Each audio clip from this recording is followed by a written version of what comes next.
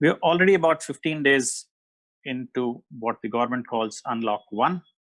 Most entrepreneurs have got a quick sense of what lies ahead. It is time to roll up our sleeves and restart in the right earnest. So how do we get our business back on track? What is the new normal? What do we need to do to survive and strive? In today's session, I have some ideas which I believe will not only help you navigate in current crisis effectively, but also help you strive. I'm sure some of you have wondered, why is it that the reopening of my business is actually proving to be far more tougher than the partial lockdown or complete lockdown that we had? Let's see if we can make it easier for you. What I have today is, and I will focus on key pillars that are critical to get us going in the right earnest. So entrepreneurship actually is making ideas happen. And the reason I say it, because as entrepreneurs, it is in your DNA to find opportunity and adversity and succeed. And to really challenge yourself as entrepreneurs, nothing better time right now than this crisis, as I would say. So before we go ahead, a quick dipstick and tell me, how are you feeling today? And again, you may be feeling enthusiastic that yes, business has opened up. You may be feeling, yes, business has opened up, I can do it. I see lots of opportunities. I'm confused. What should I do? I feel helpless because after the lockdown, I don't know what to do. I'm stressed.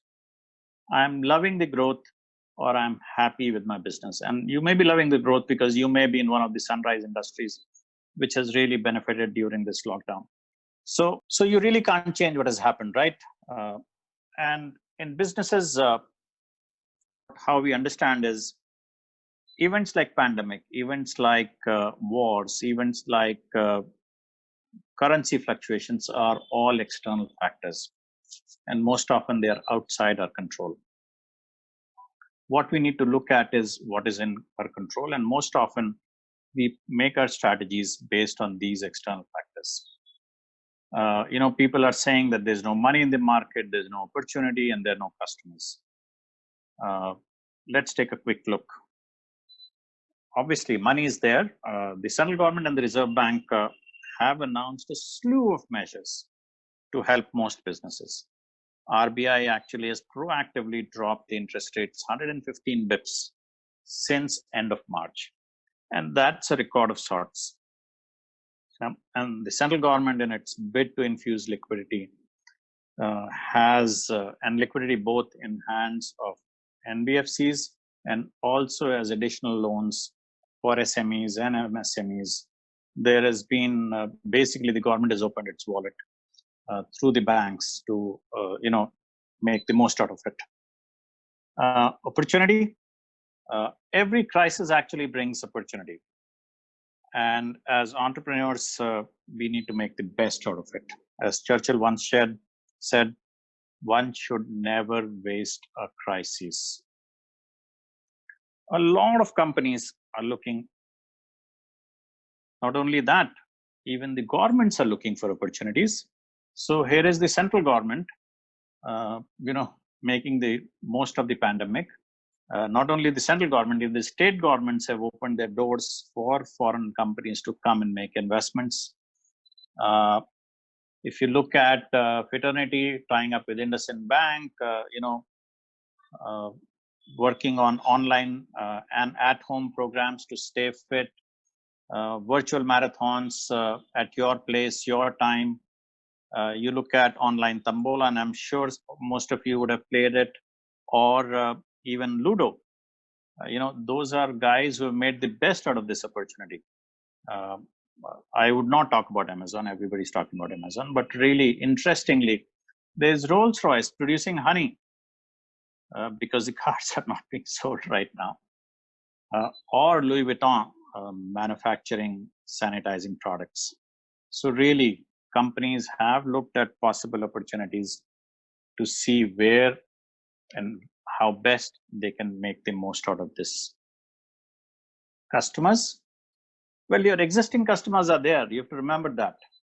And what you need to do is, you know, focus on your existing customers. An interesting study found that why do customers move away? Well, some of them pass away and therefore cannot be your customers.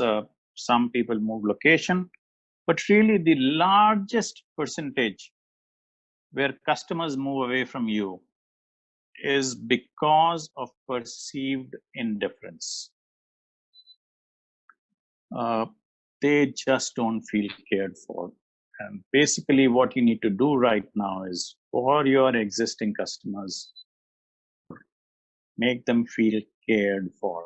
That is crucial. Uh, let's move on to the first pillar, which I call the first pillar. And really, most often, we win or lose, we succeed or fail in our mind first.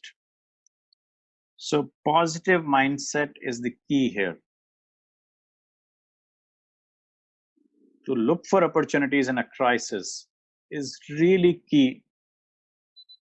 And the key is to be positive, and that needs to reflect in every action that of yours. And I'll give you two great examples. One, Reliance Group, have they stopped during the pandemic times? Did Reliance say, okay, we'll shut down our businesses? No, in fact,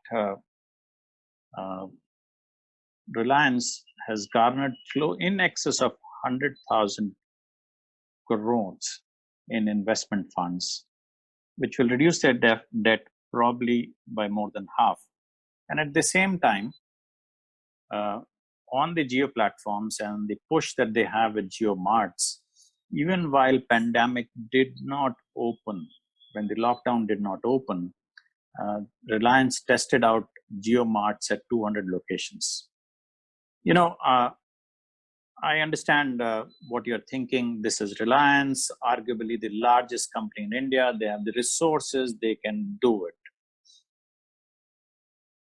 But I'll, give another example of a startup. Startups, bootstrapped, very low funding. And these are people who are really tested right now in this lockdown. And one that has reinvented itself is Lloyd. As a legal tech discovery platform, Lloyd offers online and offline discovery benefits to its customers, legal professionals. While the lockdown proved a boon to businesses providing essential services, Lloyd, like any other platform, really got hit due to the change in customer spending patterns. So, what did Lloyd do to mitigate this? So, they watched their target segment's mindset and immediate needs, and they basically increased the engagement of existing customers by asking them to do activities that they were never able to do because of their busy schedules. As a result, Lloyd actually achieved their existing customers' user engagement go up by 3 times. So imagine a startup doing this. So basically, friends, where there is a will, there is a way. That is what you need to think about. Panic and worry actually yield negative results. Find new solutions and catch every opportunity to learn and grow.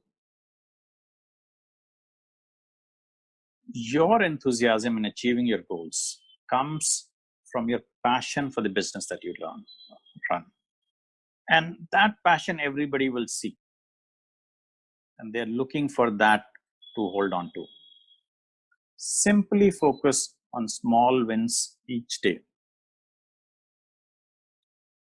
Remember, a journey of 1,000 miles starts with a small step. And what are these small wins? I have a great example for that. So what if you are at 1, and bear with me on this one. What if you are at 1 at the first day of the year, and each day you remained at 1? Basically, either you did not do much, or whatever actions you took got you to 1 at the end of every day. So what will happen to you at the end of the year, end of 365 days? Yes, that is correct. You will still be at 1. But what if you made a very small change every day? And what if that change was merely a percentage point? And every day over the year, you changed yourself by a single percentage point. Look where it gets you. So 1.01 raised to the power 365 actually gives you an answer of 37.78. On the flip side, if you go down by a percentage point each day, look where you end up. You'll end up at 0.02 in the pits. So basically, look for small wins. Even the smallest win counts because it adds to that what you have done yesterday. So, ladies and gentlemen, basically what you need to do is survive for sure and maybe strive. The next element that I'm going to talk is people. You have to understand that you have to rebuild your team. Have an open and transparent communication with your team, balancing, and that conversation has to be very pragmatic. It cannot be full of optimism, yay, yes, we'll do it, and stuff like that, because people see through that. People understand what the current reality is. So it is great to state facts, explain to them where the business is, and mix balanced reality with optimism. Be pragmatic. Give them confidence.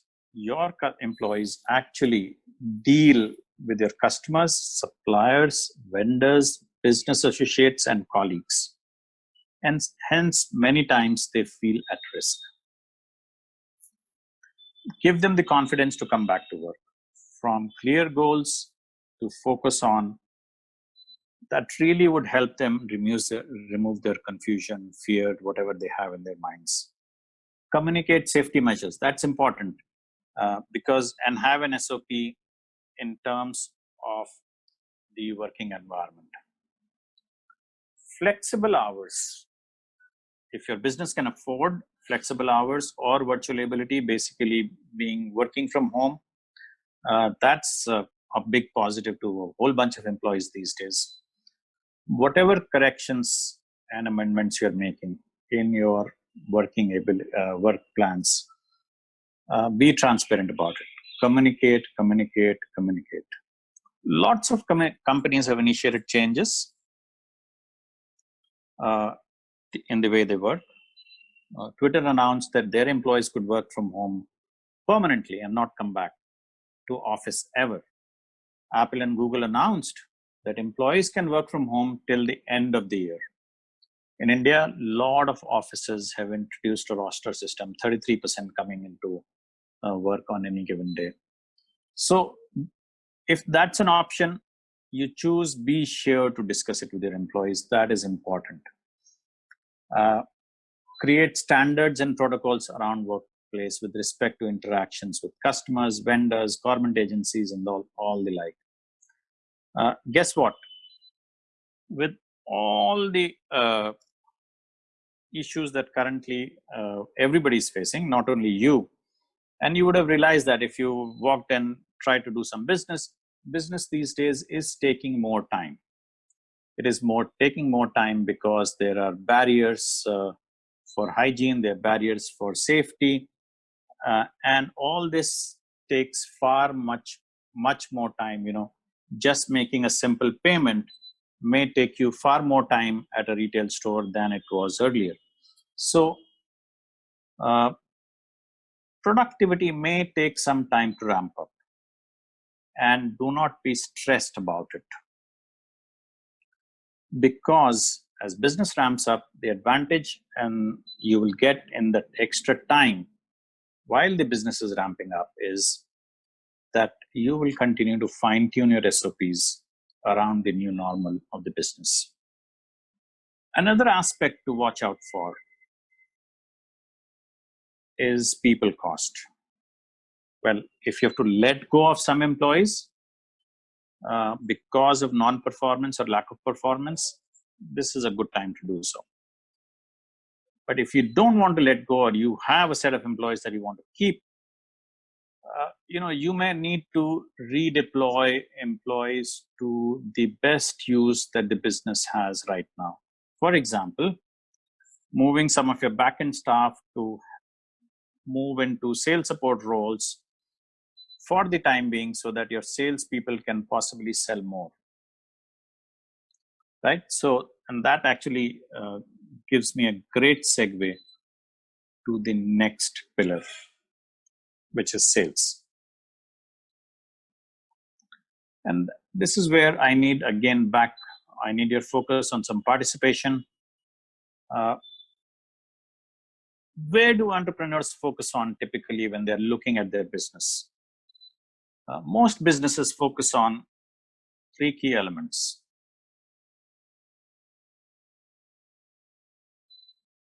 customers,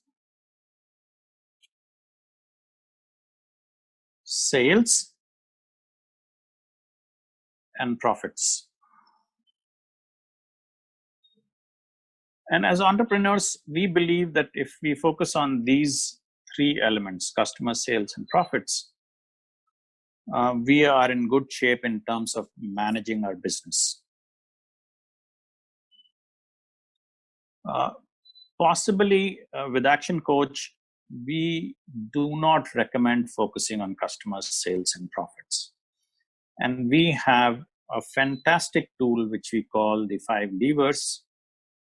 And we believe that if entrepreneurs focus on these 5 levers, sales and profits improve dramatically. So let me quickly take you through these elements and see what these 5 levers are. The 3 elements that we normally talk about, customer, sales, and profits. If you look closer, you will actually find that these 3 elements are actually a function of some other actions that the business takes. These 5 actions are what we call the 5 levers.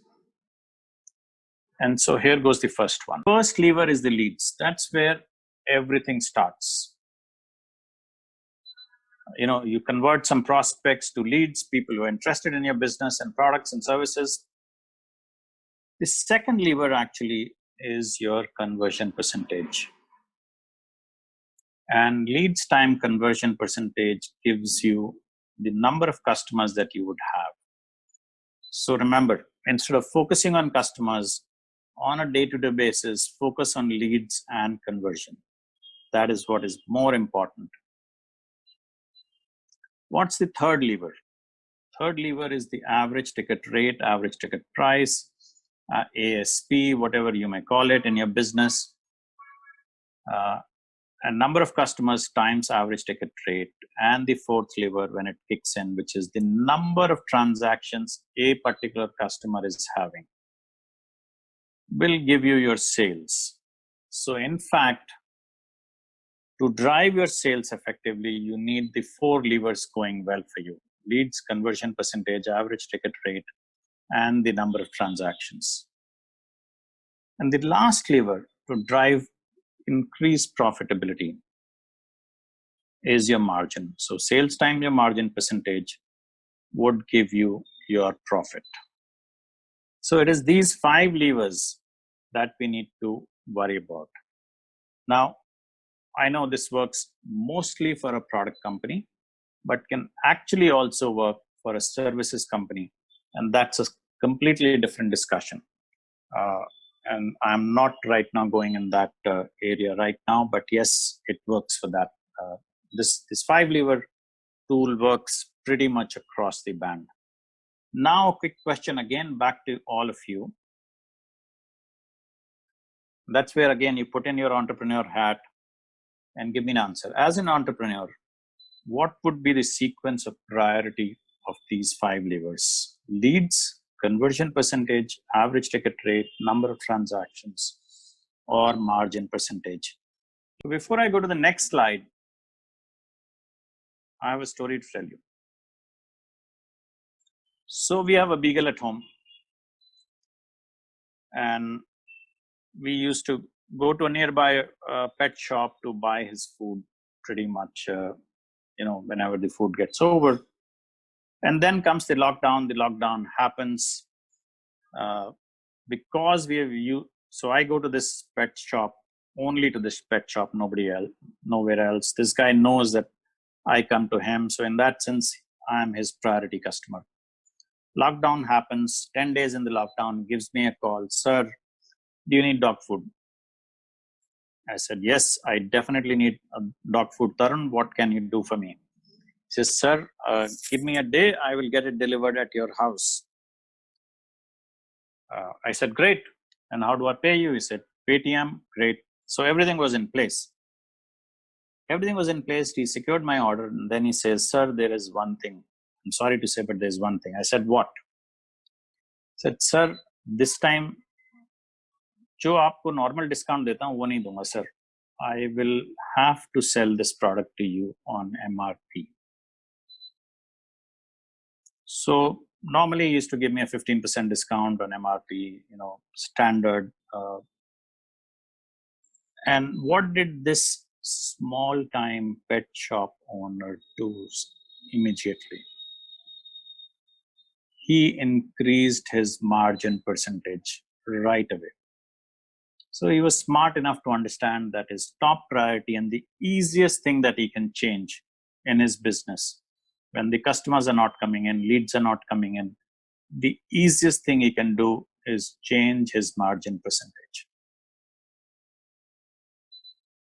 The next easiest thing for you to do is conversion, then the average ticket rate. And he tried that. So can I offer you some dog biscuits or everything else so that he could increase the value of his sale?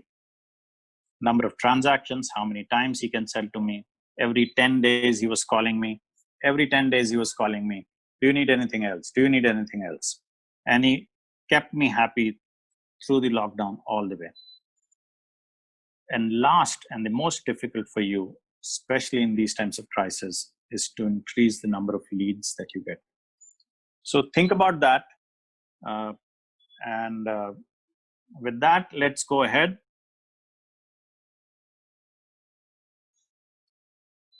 So what do you need to worry about your sales? I just gave you a fantastic tool of 5 levers. Look at that. That is the most important thing to drive your sales and profitability forward. Classify your existing customers.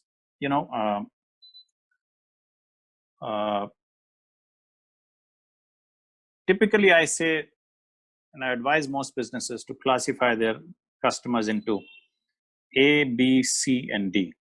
A stands for awesome customers, B stands for basic customers, C for can't deal with, but they're still your customers, and D for customers who are dead.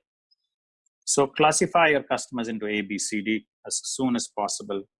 Remember the 80-20 rule and follow it up with 20% of your customers who gave you 80% of your business. First, focus on them, take care of them. They need to feel special. Once you've addressed the top 20%, start thinking of the others. And remember, in all cases, you have to be thinking, standing in your customers' shoes. Your customers are going to act conservative. They're not in a race to spend money right now. they will be conservative. Also, just like you've learned new ways to sell your product during lockdown, your customers have learned new ways to buy. So see if your business allows you a contactless provision of service, products. Think of new customers, how you can acquire them. Most often, right now, you'll find them online. That is the need of the hour. With that, let's move to the next pillar. Again, this is a very important aspect of business, especially these days. It's far more important than anything else. In my earlier life, as a corporate head honcho, when I used to speak to my CFO, and he used to jokingly tell me, business is good. And I used to ask him, how do you know that, Sanjeev? And he used to turn around and say, I only look at the bank balance. And if the bank balance is good, I know business is on the right track. So friends, sales is vanity, profit is sanity. But in books, cash is reality. Remember that. So what I'm going to quickly cover in this cash flow and liquidity management is a couple of concepts. What's a cash gap management? And I have a small example for that. What could be a possible cash flow plan for you? And what could we be focusing on? How do we look at budgeting and reporting? So the cash gap, and in this case, what I have is a very simple example of a trading or a manufacturing organization, even possibly a retailer.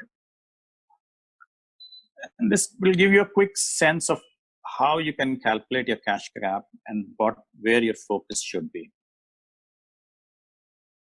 So if you look at the x-axis, you have numbers 0 to 120 going. And those are the days mentioned in numbers. And assume that on 0 day, your stock arrives. You see on the top right-hand corner, you have stock arrives. Assuming that you are unable to sell your stock and you sell your stock only on the 60th day, which is where you see on the top right, goods dispatched. And then, but before the 60th day, another event has happened.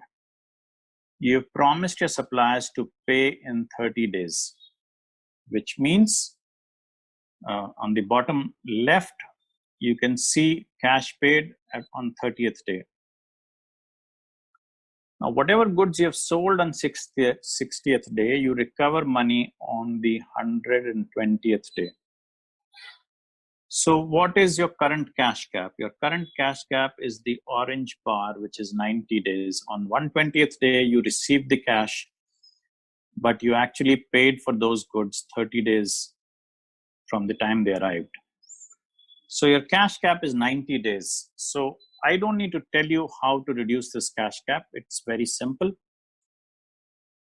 You have 3 levers here: the payables, the stock holding, and the receivables. If you can reduce your stock holding, if you can reduce your receivables, and if you can increase your payables, your cash gap will reduce, which will help you in increasing liquidity in your business. So really a very simple tool that we have. And I would urge you, once you go back to your offices, look at this and see how you can manage this and lay it out for yourself. So cash is generated in business. Remember, language of business is numbers, right? Finance is the language of business, which gets represented by numbers everywhere. So cash, you generate cash in the business through sale of your products and services, loans that you may have taken, asset sale, or fresh investment from the owners. Cash flows out of the business through business expenditures that you do on a day-to-day basis to run your business, loan repayments, assets that you purchase, and owners' withdrawals or day-to-day personal drawings that the owners would have. What I would urge you to do is for the next 90 days, create a week-wise cash flow plan. In the next slide, I do have a sample. Believe me, writing it down really helps. And I will give you a quick example. So let's say you've laid out this cash flow plan, which sort of on the left side, you can clearly see income, cost of goods sold, what's your gross profit, what are your expenses, overheads, fixed expenses. Owner's withdrawals are already covered here. And then post the owner withdrawal is the real net profit that the business is having. If the owner is having any equity infusion, if you're taking any loans, you could add that here. If you're repaying loans, that should be part of this. And at the bottom, there's a cash position end of each week. You not only have to create this plan, but actually review it every week. So basically, this becomes your rolling 13-week plan till you believe business comes to normal. And why it is important is because assume that in the first 4 weeks you have done far better than what you planned. Then you know that you can make some changes for the next 9 weeks. So that's the reason why you need to review every week. And suppose you're doing poorly than what you've planned, at that instance, you can tighten things up so that you don't become cash trapped in the whole process.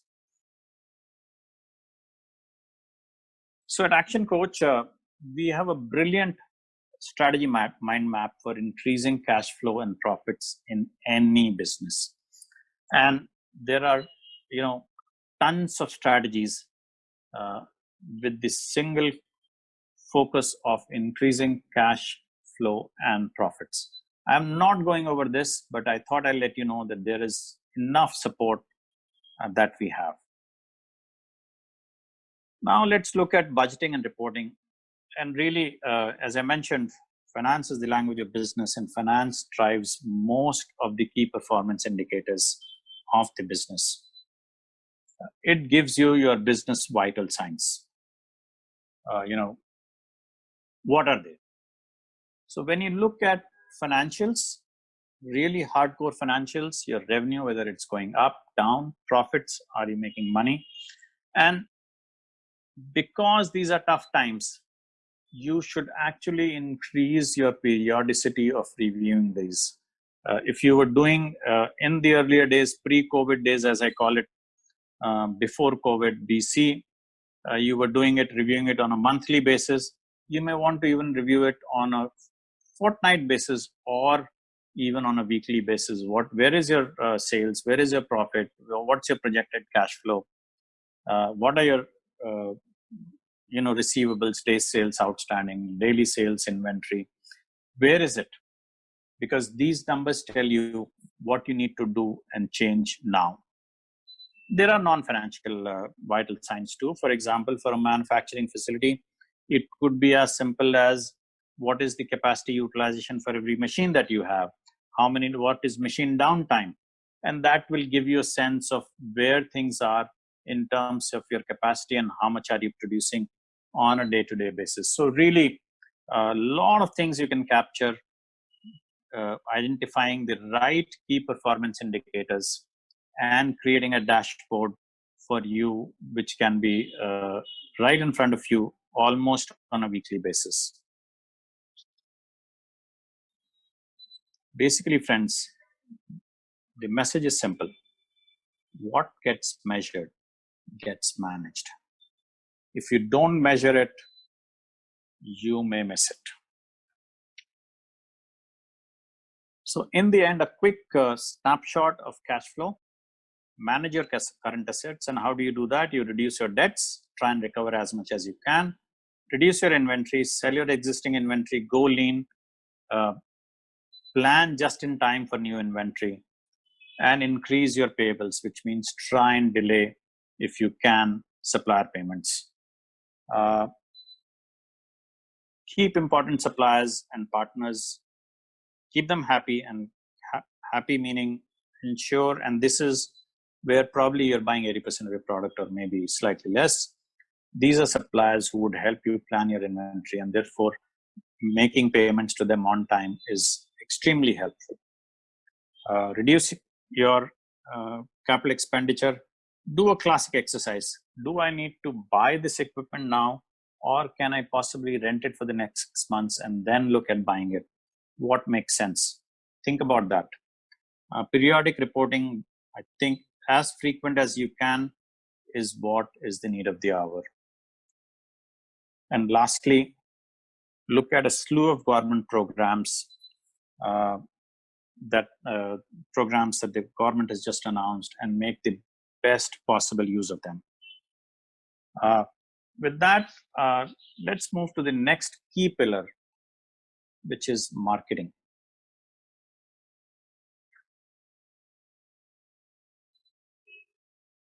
Customer actually is the king, and during these crisis times, more so than ever. So first, focus on improving your customer experience and maximizing the value, perceived value of your offerings to the consumer. That is so important.